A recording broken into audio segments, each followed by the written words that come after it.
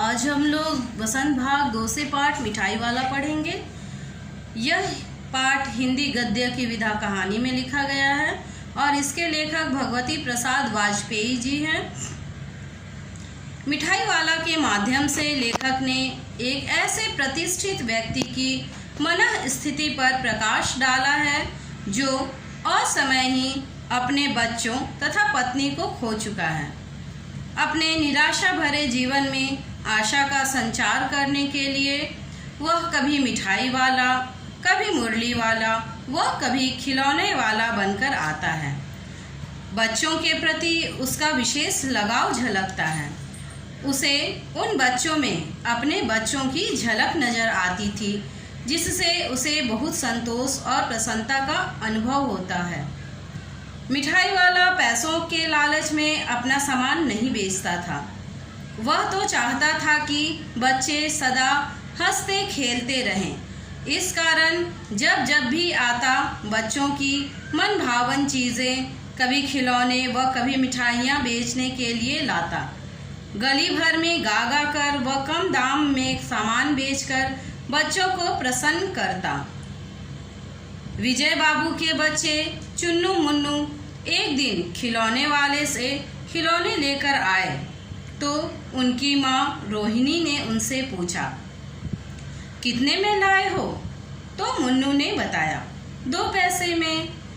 रोहिणी हैरान थी कि खिलौने वाला इतने बढ़िया खिलौने इतने कम दामों में क्यों बेच गया। लगभग 6 महीने बाद वही व्यक्ति मुरलियाँ बेचने आया। वह मुरली बजाकर सबका मन मोह लेता था। रोहिणी ने भी उसकी मधुर आवाज़ सुनी तो उसने जान लिया कि यह वही खिलौने वाला है। उसने अपने पति से मुरलियाँ खरीदने को कहा। विजय बाबू ने दाम पूछा तो मुरली वाले ने कहा कि वैसे तो 3-3 पैसे की बेचता हूँ, लेकिन आपको 2 पैसे में दूंगा। ऐसा कहने पर विजय बाबू उसे कहने लगे कि तुम लोग तो झूठ बोलते हो, सबको 2 पैसे में ही देते होंगे। तो मुरली वाला भी कह उठा कि यह तो ग्राहकों का दस्तूर है कि दुकानदार भले हानि में वस्तु बेचे, पर ग्राहक को यही लगता है कि वह लूट रहा है। विजय बाबू ने मुरली के प्रति उपेक्षा भाव दिखाते हुए भी 2 मुरलियाँ खरीद ही ली। यह सब बातें सुनकर भी रोहिणी को न जाने क्यों मुरली वाले के प्रति सहानुभूति थी। 8 माह बीतने के बाद एक दिन फिर नगर भर में मधुर कंठ फूट पड़ा। बच्चों को बहलाने वाला मिठाई वाला। रोहिणी को पहचानते देर न लगी कि यह वही फेरी वाला है। उसने दादी से कहा, चुन्नू मुन्नू के लिए मिठाई लेनी है, उसे कमरे में बिठाओ। रोहिणी स्वयं चिक्की ओठ में बैठ गई और दादी ने उसे बिठा लिया।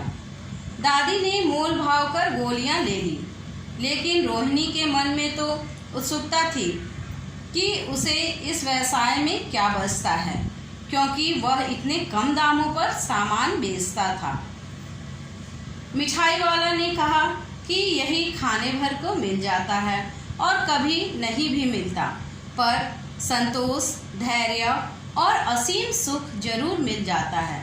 यही वह चाहता भी है। न जाने क्यों मिठाई वाले के जीवन के बारे में जानने की जिज्ञासा रोहिणी की बढ़ती चली गई। उसने उसके घर परिवार के बारे में जानना चाहा। मिठाई वाला भावुक हो उठा।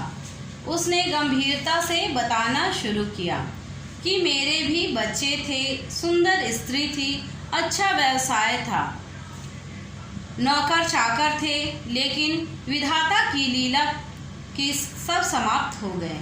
बस उन्हीं बच्चों की खोज में निकला हूँ। इन्हीं बच्चों में ही उन्होंने कहीं जन्म लिया होगा। इन्हीं की खुशी से संतोष पा लेता हूँ। पैसों की कमी थोड़े है, जो नहीं है उसे ही पाना चाहता हूँ। अपने बीते दिनों की याद करते ही मिठाई वाला भावुक हो उठा। इतने में चुन्नू मुन्नू माँ का आंचल पकड़े माँ से मिठाई मांगने लगे।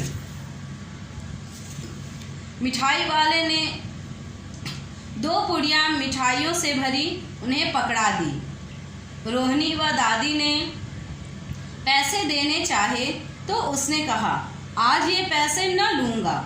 कहते हुए उसकी आंखें भर आई। यह कहकर उसी प्रकार मीठी आवाज़ में बच्चों को बहलाने वाला मिठाई वाला कहकर आगे बढ़ गया।